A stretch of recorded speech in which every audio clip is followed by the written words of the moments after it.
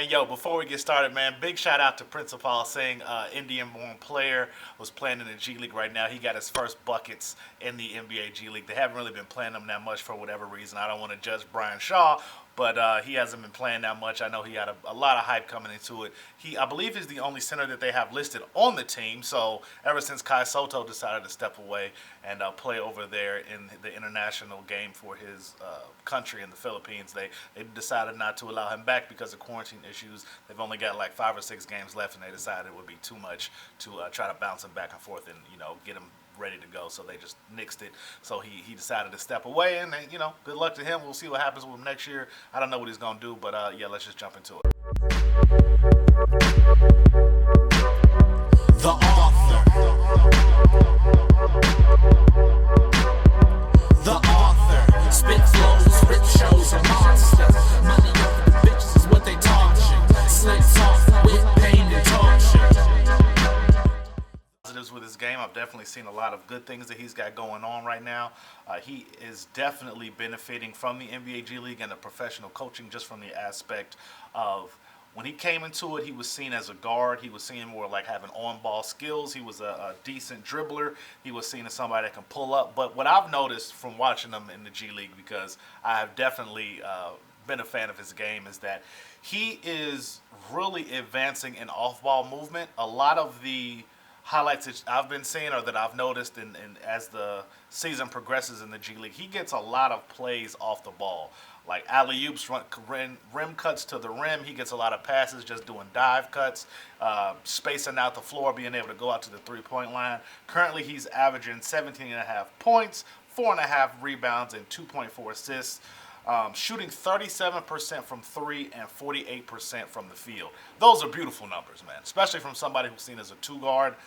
He could cut down on his turnovers. His turnover to assist ratio is about 1-to-1, which is kind of average in the NBA, honestly. But coming from somebody who's 19, who really just got out of high school not too long ago, those are beautiful numbers. I really wasn't expecting the 37% from three. I know that he was seen more as a liability from three coming into it. I know they said he could always score, but his jump shot was a little, it didn't look as fluid as a lot of the other players will say coming into the G League. But he has really been just a great diamond in the rough. He's shooting about 5 threes a game, which is beautiful. Oh, and 77% from the free throw line, which is pretty good for a two guard. But shooting 5 threes a game and hitting about 37%, that's really what these teams are going to look for. Coming from a lot of these college athletes, their three-point line is a lot closer in, so you get a lot more different looks. You get some players that shoot beautifully in college from three, and then they come to the NBA and they don't shoot as well, because when you're shooting it from that same distance, it's just a two-point shot. It's not really that three-point range. You can't really get that bounce like you want to. The floor is spaced out a little bit more, so you don't get the same kind of looks that you do in college as you do in the NBA, which leads me to say that I think Jalen Green will be definitely a top 5 pick. I hope he's a top 5 pick. It's looking like he'll be top 3.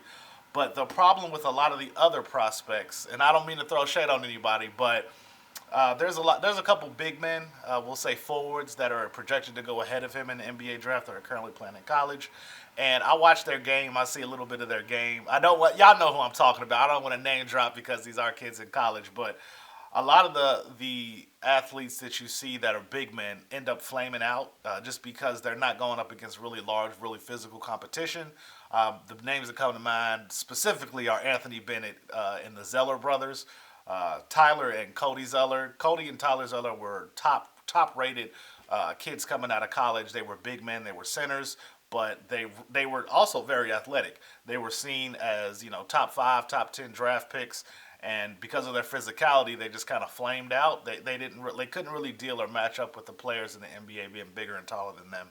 And the forwards that I see really base a lot of their game on the physicality that they have in college. Maybe they'll adapt. Maybe they'll change. Maybe this is all BS. But I think seeing Jalen Green play up against bigger, stronger, faster competition he's used to, and still succeeding, still playing a very good game, is really faring pretty well for the young kid. Now, I don't want to act like his game is perfect, but I definitely think that his stock is rising. He has benefited the most out of the NBA G League to me. Isaiah Todd's stock has fallen a lot. He has a very fluid game, but his stats aren't looking very well. His game isn't very polished. I think he's only scored 20 once since playing in the NBA G League, and they've played about 10 games now. It's about 15 games on the docket, and he's just not looking that smooth.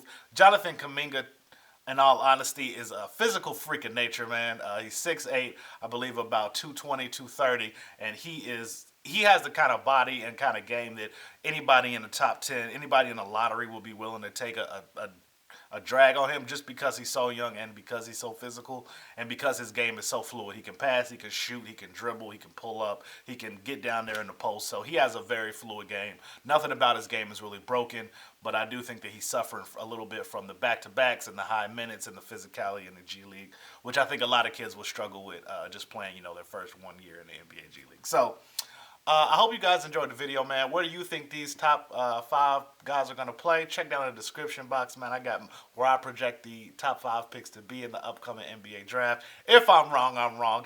Call me out on it. But, yeah, check out the NBA G League, man. Let me know who you think the most dominant is. Daishen Nix has definitely been a dope surprise that I really like to watch and that I'm really glad that he's getting it together and really playing the game. So, hopefully he goes somewhere in the lottery, man. I appreciate you guys for stopping by. Please click like if you haven't. Be dope, be kind, but more importantly than anything else, be yourself. I'll catch y'all next time. Peace.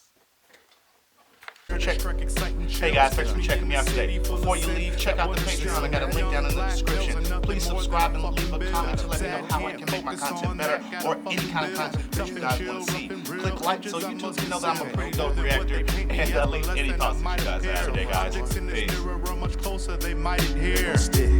And I just really want the simple life. Simple cars, simple charm, that's a simple right. No sitting large, just want a simple slice. Here, working hard for a simple life.